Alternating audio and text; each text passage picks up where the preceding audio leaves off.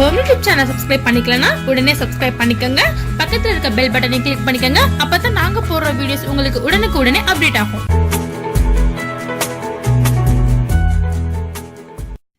Hello friends, வயிற்று பொருமலுக்கு நான் ஒரு சூப்பரான மருந்து ஒன்று சொல்கிறேன்.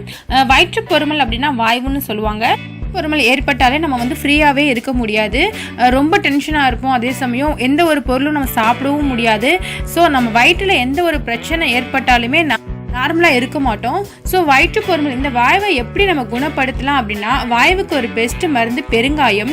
கொஞ்சம் பெருங்காயத்தை எடுத்து நீங்கள் வாயில் போட்டு தண்ணீர் குடிச்சிங்கன்னா வாய்வு வெளியேறிடும். நமக்கு ஃபீலாக குணமாயிடும். பெருங்காயம் ஒரு 2 டீஸ்பூன் எடுத்து வாயில் போட்டு தண்ணியை குடிச்சிடுங்க. குழந்தைங்களுக்கு இது மாதிரி வயிற்று பொருமலோ வாய்வு தொல்லையோ இருந்துச்சுன்னா 2 டீஸ்பூன் தண்ணி எடுத்துக்கோங்க, அதாவது வெந்நீர் எடுத்துக்கோங்க. அந்த வெந்நீரோட ஒரு அரை டீஸ்பூன் பெருங்காயத்தூளை கரைச்சி வாயில் குழந்தைங்களை குடிக்க சொல்லிடுங்க. அது மாதிரி குழந்தைங்களை குடிக்க செஞ்சாங்கன்னா வாய்வு தொல்லையும் வயிற்று பொருமலும் இல்லாமல் போயிடும். அதாவது வெந்நீர் சுடுதண்ணியில் ஒரு 2 டீஸ்பூன் பெருங்காயத்தூளை கலந்து குடிச்சிடணும். குடிச்சா போதும், வாய்வு தொல்லை குழந்தைங்களுக்கும் இல்லாமல் போயிடும். அதே மாதிரி வசம்பு இருக்குது பார்த்தீங்களா, வசம்போட ஒரு முனையை சுட்டு கறியாக்கி அதை உரசி நம்ம குழந்தைங்க வயிற்று மேலே தடவினாலும் வாய்வு அவங்களுக்கு வெளியேறி குணமாயிரும். இது பிறந்த குழந்தைங்களுக்கே நம்ம செய்யலாம்.